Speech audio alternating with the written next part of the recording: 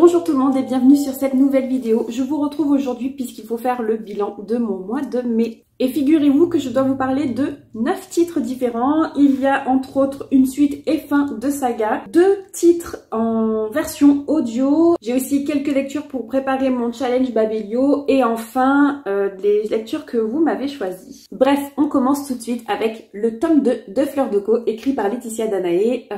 Je l'ai lu dans un vlog où je vous en ai parlé en long, en large et en travers. Pour rappel, c'est de la fantaisie d'inspiration africaine.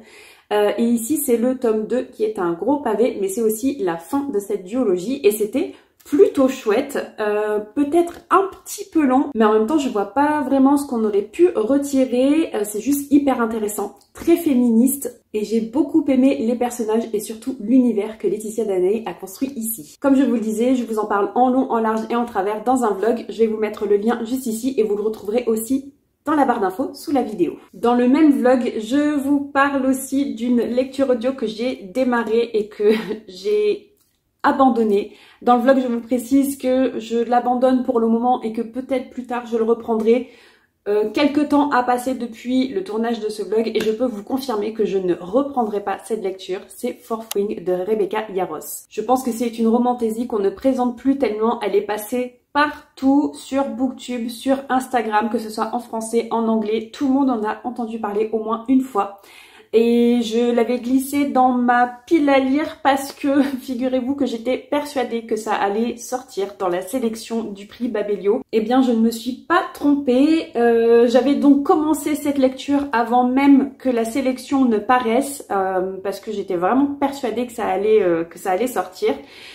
J'ai écouté un tiers de Fourth Wing, j'ai écouté quand même 7 heures, c'est énorme 7 heures de lecture, enfin c'est presque un livre entier en lecture audio, sauf que là, comme je vous le disais, j'ai écouté seulement un tiers, donc il me restait encore 15 heures de lecture pour terminer ce premier tome de série, pour une lecture que je n'appréciais pas particulièrement, là encore je vous en parle bien plus dans le vlog, mais sachez juste que j'ai décidé de ne pas reprendre cette lecture audio parce que ça ne me plaît pas. À mon goût, il y a vraiment énormément de choses qui ne vont pas dans l'attitude des personnages, dans leurs relations entre eux. Tout le monde veut tuer tout le monde, ça n'a pas de sens étant donné qu'ils sont censés s'entraîner pour ensuite aller au front et mener une guerre contre leurs adversaires, donc autant se tuer une fois que vous êtes pendant la guerre et pas à l'entraînement. Le système de magie ne faisait pas trop sens pour moi non plus, pareil je vous en parle dans le vlog, et le côté young adulte pour moi c'était vraiment too much, j'avais l'impression d'être de retour au lycée, bref.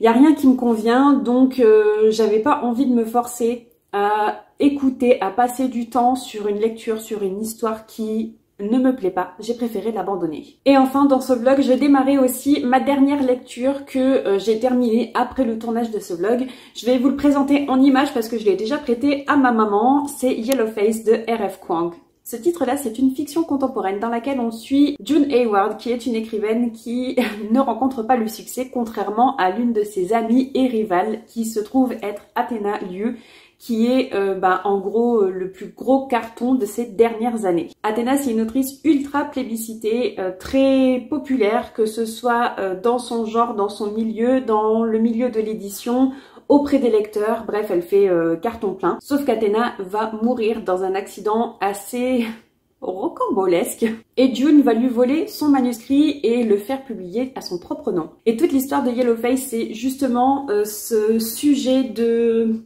vol d'idées, d'appropriation d'idées, d'appropriation culturelle, puisque June, en volant le manuscrit, en le publiant à son nom et en récoltant évidemment le succès qu'Athena aurait dû avoir, eh bien elle nous expose toute l'ambiguïté du monde de l'édition, du monde des réseaux sociaux aussi. C'est une lecture qui m'a vraiment plu, j'ai adoré les sujets abordés, la façon dont ça a été abordé, tout ce questionnement autour de la moralité de la chose. Et surtout, ça se lit tout seul. En fait, ça se lit un peu comme un thriller psychologique. D'ailleurs, au plus on avance vers la fin, au plus on se pose des questions sur la santé mentale aussi de June. Et ça relève un petit peu ce côté thriller psychologique. Je trouve que du coup, j'ai beaucoup apprécié. En bref, une très chouette histoire de rivalité, de critique du monde du livre, en fait, du monde de l'édition, des réseaux sociaux aussi et de la société en général. Donc je suis très contente de l'avoir lu, je suis très contente de ne pas l'avoir laissé traîner trop longtemps dans ma bibliothèque et surtout je vous le recommande. Ensuite j'ai aussi lu L'inconnu du portrait de Camille de Peretti. Là aussi je vais vous mettre l'image parce que cette fois-ci je l'ai emprunté à la médiathèque et je l'ai déjà rendu. Dans L'inconnu du portrait on va suivre plusieurs points de vue de personnages différents, mais au fur et à mesure qu'on avance dans l'histoire on va se rendre compte qu'ils sont liés. Et ils sont liés par l'histoire d'un tableau qui a été peint, qui a été créé par Gustav Klimt. Et dans ce titre Camille de Peretti elle réinvente l'histoire de ce tableau puisqu'il a été peint et repeint par le peintre et on sait pas trop pourquoi. Donc l'autrice finalement elle invente une histoire qui justifierait cette repeinte. Et là aussi c'est une histoire que j'ai beaucoup apprécié lire, qui me fait sortir de ma zone de confort puisque finalement on est quand même beaucoup tourné forcément sur le monde de la peinture et de l'art et d'habitude c'est pas forcément quelque chose qui m'intéresse, mais comme là ça parle de l'art sans forcément en parler 100% du temps, qu'il y a quand même une histoire, il y a une fiction autour, il y a une histoire de famille, j'ai trouvé que c'était quand même hyper intéressant. D'autant plus qu'il y a un peu un jeu, un effet de miroir entre certaines histoires de personnages. C'est assez difficile de vous en parler sans forcément vous révéler l'histoire, sans forcément vous gâcher votre expérience de lecture, mais j'ai trouvé que c'était vraiment très bien amené et très beau. Bon, il y a juste la fin qui m'a pas plu puisque en fait dans ce roman on nous décrit une petite histoire d'amour, un petit début d'histoire d'amour et j'aurais aimé que ça se poursuive et ça n'a pas été le cas, et dans l'épilogue c'est là qu'on apprend que ça n'a pas été le cas et j'étais un petit peu déçue. Autrement, comme je vous le disais, c'est une histoire que j'ai beaucoup appréciée qui se base sur des faits réels, donc la réelle existence de ce tableau Portrait d'une dame de Gustav Klimt, donc de la réelle découverte de l'histoire de ce tableau. Donc on découvre qu'il a été peint d'une certaine façon, puis repeint quelques années plus tard par le peintre lui-même, et qu'il a été volé dans les années 80 ou les années 90, je sais plus, et qu'il a été retrouvé, redécouvert 20 ans plus tard. Donc ces événements-là, finalement, ils sont narrés dans l'histoire, ils sont juste repris de façon fictionnelle par l'autrice, et c'est quelque chose que j'ai vraiment apprécié. Ensuite, un autre titre que j'ai découvert, là encore je vais vous mettre l'image cette fois-ci parce que je l'ai écouté en version audio. J'aurais pu l'emprunter à la médiathèque, mais en fait j'avais la possibilité de l'écouter en version audio, donc c'est ce que j'ai fait. Et c'était pas plus mal. J'ai donc écouté Un animal sauvage de Joël Dicker. C'était la première fois que je découvrais cet auteur. J'ai pas forcément été déçue. Contente de l'avoir découverte, de l'avoir écouté, mais ça n'a pas forcément été un coup de cœur non plus. Dans ce titre, on va explorer différentes temporalités et différents points de vue. Ici sur des années assez rapprochées, enfin le plus loin dans le passé où on va c'est 15 ans auparavant.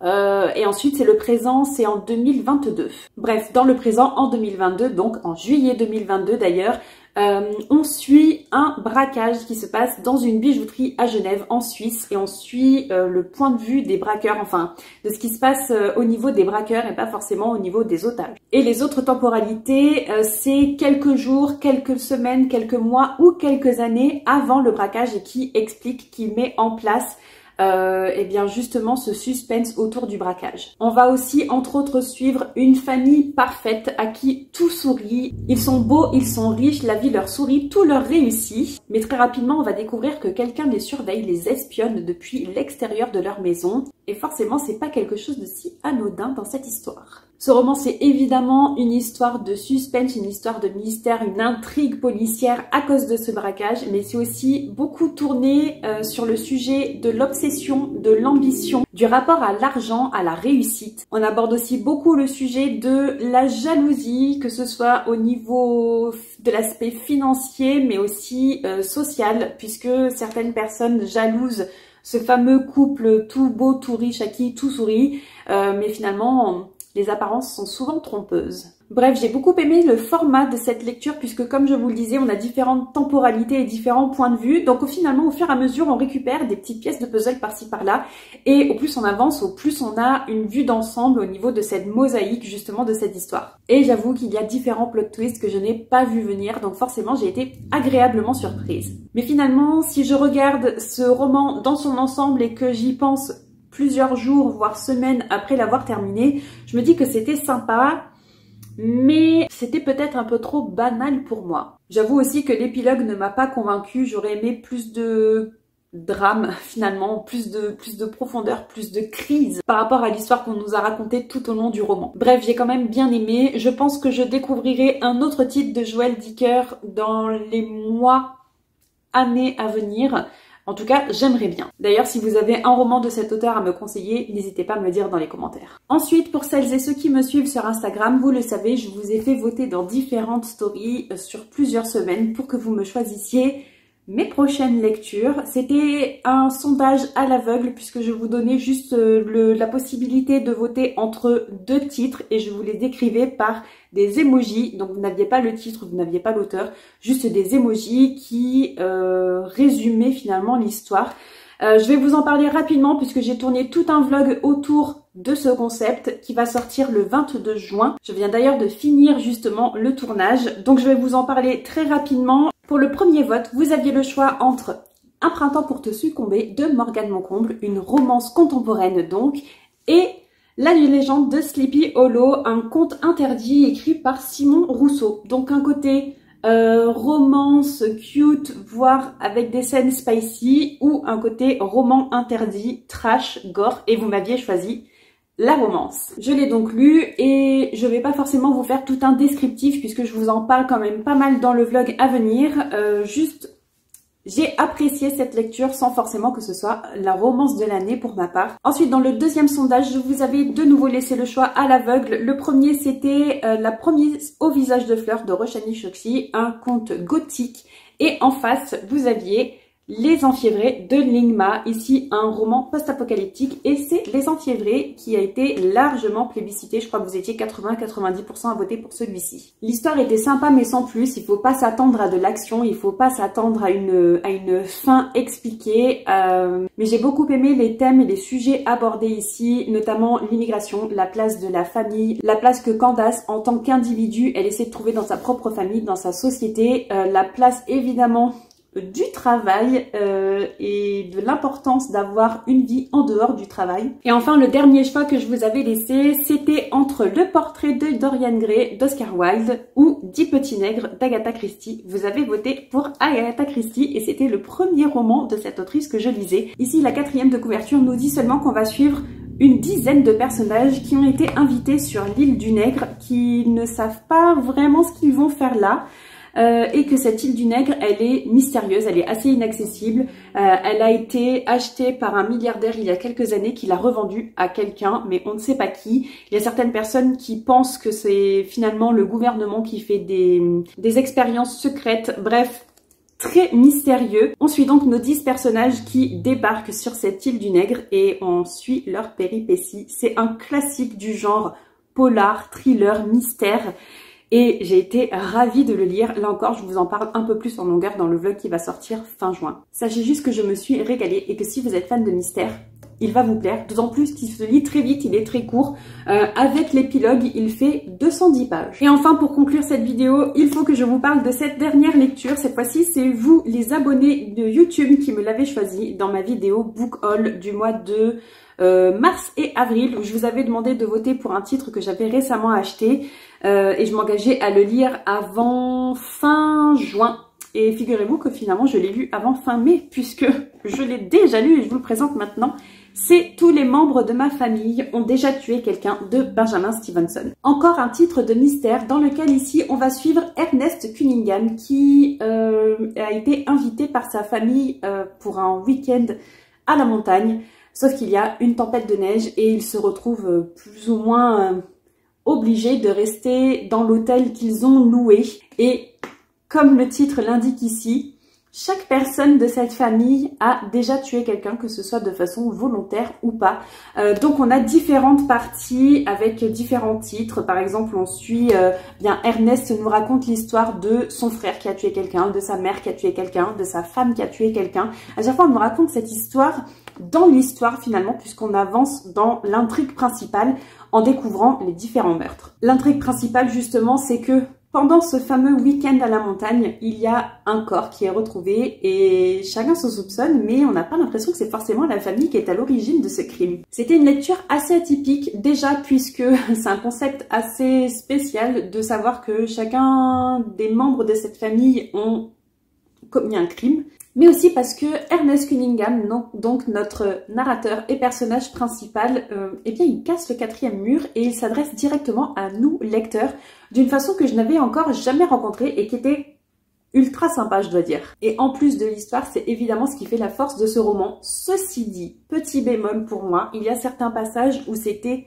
trop. Le narrateur s'adressait trop à nous, lecteurs, et j'avais parfois l'impression que c'était... en fait, ça me coupait de l'histoire et de l'intrigue principale.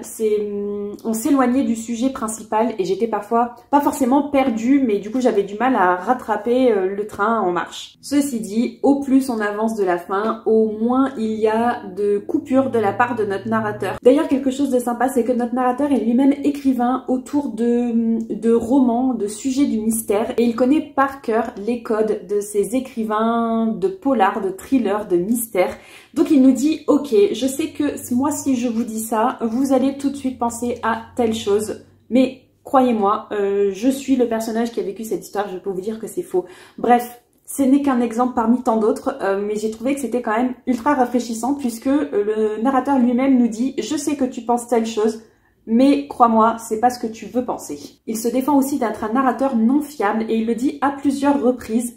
Mais il nous invite aussi à re-questionner parfois sa propre expérience puisqu'il nous dit aussi « Je vous dis les choses telles que je les ai vécues et telles que je les ai pensées à l'instant T, mais c'est pas forcément la vérité. » Bref, comme je vous le disais, une expérience assez spéciale qui sort de l'ordinaire mais qui était très rafraîchissante. Et je pense que je lirai l'autre titre de cet auteur qui reprend le personnage principal d'Ernest Cunningham. Cette fois-ci ça se passe dans un train. Et moi, vous le savez peut-être, mais je suis fan de voyage en train, donc je pense que ça va me plaire. Bon, j'ai plus beaucoup de batterie mais je suis arrivée à la fin de cette vidéo. N'hésitez pas à me dire dans les commentaires si vous avez lu l'un de ces titres et s'il vous a plu, ou ce que vous en avez pensé tout simplement. N'hésitez pas aussi à liker la vidéo, à la partager, à vous abonner à la chaîne si c'est pas déjà fait. Nous on se dit à la semaine prochaine pour une nouvelle vidéo. Je vous dis bye bye!